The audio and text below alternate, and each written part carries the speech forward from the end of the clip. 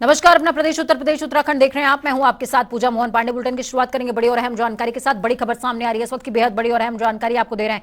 बदायूं में 5 छात्र गंगा नदी में डूब गए हैं। बड़ी खबर, अहम जानकारी दे रहे हैं। एमबीबीएस के 5 छात्र गंगा नदी में डूबे हैं। 3 छात्रों की मौत की खबर सामने आ रही है। 2 छात्रों की तलाश अभी भी की जा रही है। कछड़ा गंगा घाट का ये बड़ा हादसा है। बड़ी खबर, अहम जानकारी इस वक्त की आपको दे रहे हैं। कछड़ा गंगा घाट का ये पूरा मामला, महाशिवरात्रि के पर्व पर महास्नान के लिए ये तमाम छात्र आए हुए थे, लेकिन इन्हें पता नहीं था कि हो सकता है कि इनके जीवन की ये अंतिम स्नान हो। अवधेश जुड़े हुए हैं हमारे साथ ग्राउंड जीरो से। अवधेश, क्या कुछ अपडेट है? जी पूजा, आपको बता दें, ये बदायूं के कछला गंगा घाट का मामला है, जहां पर एमबीबीएस के मेडिकल कॉलेज के छात्र थे जो गंगा स्नान करने के लिए गए हुए थे। वहां पर गहरे पानी में चले जाने के कारण 5 छात्र जो हैं उसमें डूब गए थे, जिनमें 2 को बचा लिया गया है। 3 का अभी तक लापता है, 3 का अभी तक कोई पता नहीं चला है। रेस्क्यू जारी है। डीएम एसएसपी मौके पर पहुंच गए हैं और एनडीआरएफ टीम को भी सूचना दे दी गई है, वो भी मौके पर पहुंच रही है और लगातार खोजबीन जारी है। जी अवधेश, रेस्क्यू कब तक चलेगा? इस तरह की कोई इंफॉर्मेशन आई है अभी तक सामने कि कब तक इन तीनों को रेस्क्यू कर लिया जाएगा? जी, डीएम और एसएसपी का कहना है कि रेस्क्यू जो जारी है और लगातार प्रयास जो है किया जा रहा है, और कितने समय में ये रेस्क्यू किया जा सकता है इसका अभी तक कोई अंदाजा नहीं है। फिलहाल रेस्क्यू जारी है, रेस्क्यू चल रहा है और जल्द से जल्द तीनों छात्रों को निकाल लिया जाएगा। जी चलिए, बहुत शुक्रिया अवधेश हमारे साथ जुड़ने के लिए, अहम जानकारी ग्राउंड जीरो से साझा करने के लिए। अगले साल होने वाले लोकसभा चुनावों को लेकर देश के सबसे बड़े सूबे यानी कि उत्तर प्रदेश में अभी से बिसात बिछना शुरू हो चुकी है। यूपी में सबसे ज्यादा 80 लोकसभा सीट आती हैं। ऐसे में बीजेपी की नजर यूपी पर है और कहा भी जाता है दिल्ली का रास्ता उत्तर प्रदेश से तय होता है। बीजेपी ने प्रदेश में मिशन 80 का प्लान बनाया है। अगर बीजेपी इसमें सफल हो जाती है तो 2024 की राह एकदम सरल हो जाएगी, आसान हो जाएगी। बीजेपी ने इसके लिए मास्टर प्लान तैयार किया है। वो मास्टर स्ट्रोक क्या है, समझिए। भाजपा के मिशन 2024 का सफर आसान बनाने के लिए बीजेपी ने मंत्रियों को जमीन पर उतारने की रणनीति तैयार की है। इसके तहत लोकसभा की हारी हुई यानी कि 14 सीटों पर केंद्रीय मंत्रियों के प्रवास के बाद अब यूपी के जो केंद्रीय मंत्री हैं उनको जिम्मेदारी सौंपी गई है। यूपी की कैबिनेट, माफ कीजिएगा, इनको जिम्मेदारी सौंपी गई है। यूपी के मंत्री 66 जीती हुई सीटों पर प्रवास करेंगे। चुनाव की तैयारी को लेकर बीजेपी का ये मेगा प्लान मार्च से शुरू हो रहा है। बीजेपी का फोकस सबसे ज्यादा उन सीटों पर जहां जीत का अंतर काफी कम रहा या फिर बीजेपी को जीतने के लिए जल्दोजहद करनी पड़ी थी। चलिए, ग्राउंड जीरो का रुख करते हैं। बीजेपी मुख्यालय से अनूप कुमार सिंह हमारे साथ में ग्राउंड जीरो से जुड़े हुए हैं। अनूप, क्या कुछ अपडेट है? देखिए, जिस तरीके का मेगा प्लान बीजेपी ने रेडी किया है अपने विपक्षियों को शिकस्त देने के लिए, और सबसे बड़ी बात है मिशन 80 के तहत बीजेपी काम कर रही है। मिशन 80 के तहत इस प्लान को एग्जीक्यूट किया जा रहा है। इसको थोड़ा सा बारीकी से तमाम दर्शकों को समझाइए कि कितना इंपॉर्टेंट होने वाला है ये प्लान। देखिए पूजा, उत्तर प्रदेश को जो भी पार्टी फतेह करती है वो उसकी केंद्र में सरकार बनती है, क्योंकि सबसे बड़ा सीटों वाला 80 सीटों वाला उत्तर प्रदेश है। इसमें पूरे देश की निगाहें टिकी होती हैं और खासकर जो पॉलिटिकल पार्टियां होती हैं वो अपनी अपनी जमीन तलाशना शुरू कर देती हैं।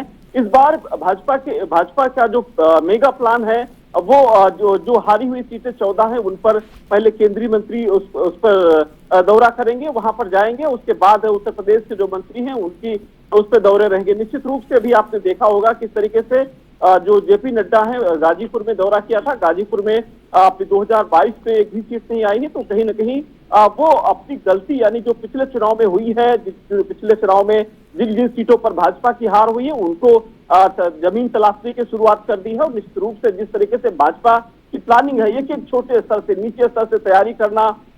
दूसरा, संगठन में भी अभी जब बदलाव होगा तो जो सूत्रों के हवाले से खबर आ रही है कि जिन जो कुछ जो विशेष जाति है उनको प्रमोशन किया जाएगा, क्योंकि उनके समाज को साधने के लिए उनको प्रमोशन करने के साथ साथ अनूप, आपको यहाँ पर मैं रोकना चाहूंगी। घनश्याम लोधी जुड़ चुके हैं हमारे साथ में, सांसद हैं आप रामपुर से। घनश्याम जी, बहुत स्वागत जनता टीवी पर आपका। जी नमस्कार, कैसे हैं? मैं बहुत बढ़िया हूँ।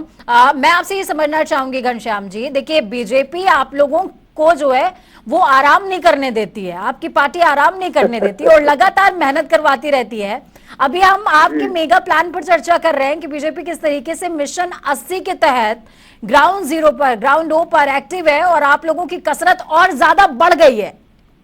देखिए, हम भाजपा के कार्यकर्ता हैं, हम ना रुकते हैं ना थकते हैं, जी रातों दिन चलते रहते हैं, जब तक चुनाव हो या चुनाव के बाद भी चलते रहते हैं और चुनाव से पहले भी।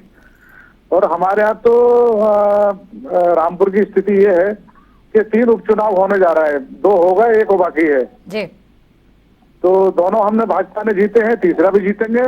और है कार्यकर्ता हमेशा तैयार रहता है चुनाव के लिए, जी। चाहे कभी चुनाव हो जाए। तो इसलिए कार्यकर्ता पूरी तरह तैयार है। और तो उपचुनाव होने जा रहा है हमारे रामपुर में, ये भी चुनाव हम जीतने जा रहे हैं भारी मतों से। ठीक है, ये भी चुनाव आप जीतने जा रहे हैं, ये आपका दावा है घनश्याम जी।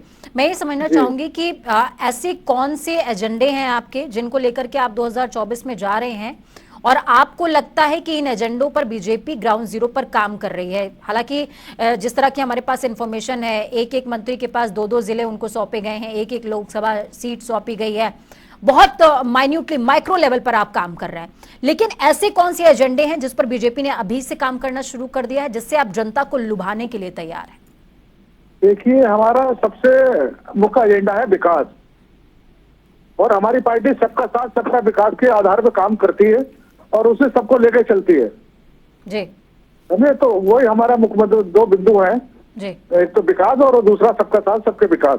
तो हम पक्षपात की राजनीति हम लोग नहीं करते, चाहे हिंदू हो, या मुसलमान, या सिख हो, या ईसाई, सब। और जो भी हमारी सरकार की योजना होती है तो सबको बराबर का उसका हक होता है।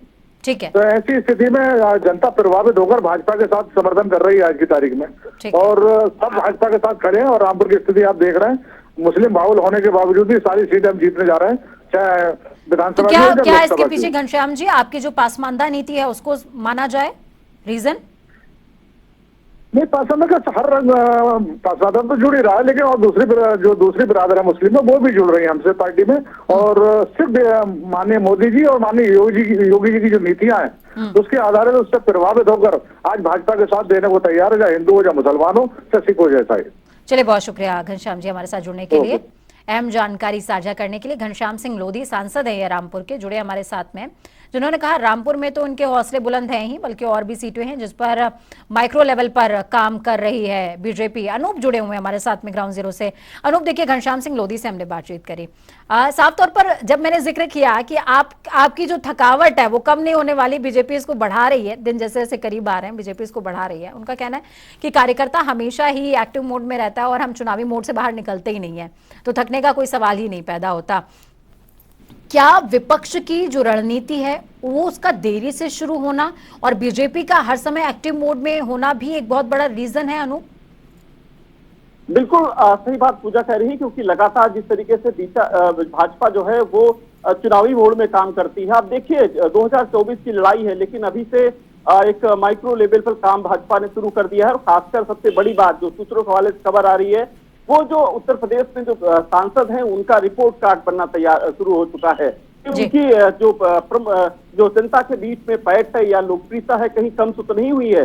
जातिगत समीकरण उस सीट के क्या कह रहे हैं, इन सब चीजों को लेकर अभी से सर्वे शुरू हो चुका है। और दूसरी 2024 में किसका पलड़ा भारी रहेगा, किस सीट पर किसकी कितनी दावेदारी रहेगी, कहीं भारतीय जनता पार्टी का जो प्रत्याशी वो कमजोर तो नहीं पड़ रहा है, क्योंकि इस बार भारतीय जनता पार्टी का लक्ष्य 80 में से 80 सीटों का है। इस वजह से लगातार इस सर्वे के साथ साथ दूसरा, संगठन में जिस तरीके से एक प्लानिंग तैयार की गई है कि जो संगठन में आगामी और उत्तर प्रदेश में बदलाव होते हैं तो उसमें सभी जाते हो, जिस तरीके से मुस्लिम को अभी तक हालांकि बहुत अच्छा तवज्जो भारतीय जनता पार्टी में नहीं मिलता था, लेकिन इस बार बदलाव के जो संकेत मिले हैं वो मुस्लिमों को चेहरों को बड़े स्तर पर उतारा जाएगा। और उसका कारण यह है कि 2022 के चुनाव से पहले जब कोरोना काल था तो उसमें राशन जब वितरण होता था सबसे ज्यादा और राशन का लाभ लिया है तो मुस्लिम परिवारों ने लिया है। मुझे लगता है भाजपा उसको बुनाएगी और कोशिश करेगी एक बार मुस्लिम चेहरों को साधने की। और अनूप, देखिए, दो चीजें हैं, इन दोनों लेवल्स को मैं आपसे समझना चाहूंगी। देखिए, अब अगर बात करें मौजूदा स्थिति की, तो मौजूदा स्थिति में आज से ठीक 14 महीने का वक्त बाकी रह गया है चुनावों में, 14 महीने के लमसम लगभग 14 महीने का समय बाकी रह गया है। और अभी हाल ही में जेपी नड्डा भी आने वाले हैं, लखनऊ का रुख करेंगे, उत्तर प्रदेश का रुख करेंगे और तमाम मीटिंग्स होंगी। और जिस तरीके से जेपी नड्डा जब आते हैं उसके बाद आमूलचूल परिवर्तन भी नजर आता है। ग्राउंड पर जेपी नड्डा के आने का कितना इम्पैक्ट उत्तर प्रदेश में नजर आने वाला है? देखिए पूजा, जब कभी अपने से कोई बड़े यानी जो परिवार का मुखिया होता है और किसी क्षेत्र में दौरा करता है तो निश्चित रूप से परिवार के सभी सदस्य कहीं न कहीं सक्रिय हो जाते हैं और ये भूमिका निभाते हैं कि किसी प्रकार की कोई दिक्कत न हो, यहाँ की लोकप्रियता कम न हो और यहाँ जो एक विजन है भाजपा का कि 80 में से 80 सीटें आए, उस पर कहीं हम पीछे न रह जाएं। और यही वजह है कि भारतीय जनता पार्टी लगातार चुनाव में जीतती रही है। दूसरी तरफ विपक्ष की ओर बात करें तो अखिलेश यादव कितने उत्तर प्रदेश में किन जिलों में जा चुके हैं, क्या वो ऐसे कुछ मेगा प्लान बना रहे हैं या उनकी किस तरीके से उत्तर प्रदेश में बीजेपी को टक्कर देने के लिए, ये सब तमाम चीजें हैं जो कि तो भाजपा को एक प्लस पॉइंट देती है, क्योंकि भाजपा हमेशा चुनावी मोड में रहती है। उनके कार्यकर्ता बिल्कुल, और सभी की नजर कहीं ना कहीं अनूप इसी बात पर रहने वाली है कि जेपी नड्डा आएंगे और क्या करके जाएंगे, क्योंकि जब भी वो आते हैं तो संगठनात्मक बदलाव, जैसे कि भूपेंद्र चौधरी ने भी संकेत दिए हैं कि संगठनात्मक तब्दीलियां हो सकती हैं, उन तब्दीलियों पर सबकी नजर रहने वाली है। बहुत शुक्रिया अनूप हमारे साथ जुड़ने के लिए, अहम जानकारी ग्राउंड रो से साझा करने के लिए। तो अनूप जुड़े हमारे साथ बीजेपी मुख्यालय से, हर एक अपडेट, हर एक समीकरण पर हमने बातचीत करी है कि किस तरीके से 2024 के लिए बीजेपी रण पर तैयार है।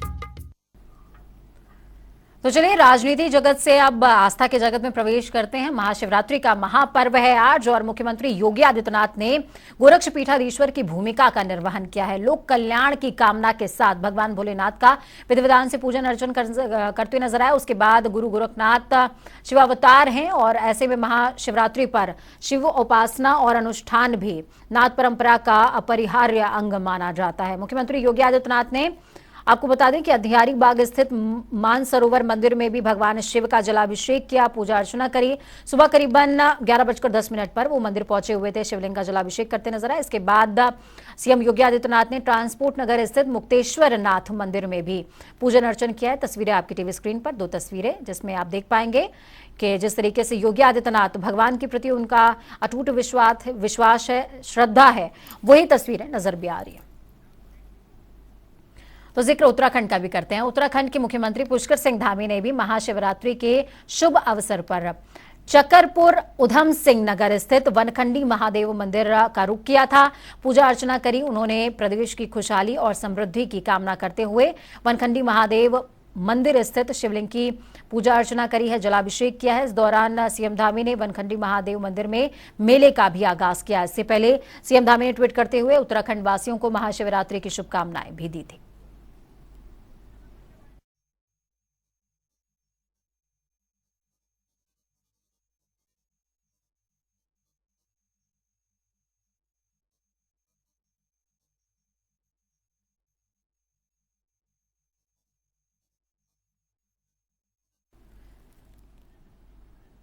तो महाशिवरात्रि का रंग सिर्फ लखनऊ या फिर देहरादून में देखने को नहीं मिला है। सिर्फ दोनों सीएम ही नहीं बल्कि पूरा प्रदेश भक्तिमय नजर आया। देवों के देव महादेव का पर्व है आज। अलग अलग जगहों की तस्वीरें आपको दिखाएंगे। ये तस्वीरें इस बात का प्रमाण है कि पूरे देश में बड़ी धूमधाम से ये पर्व मनाया जा रहा है।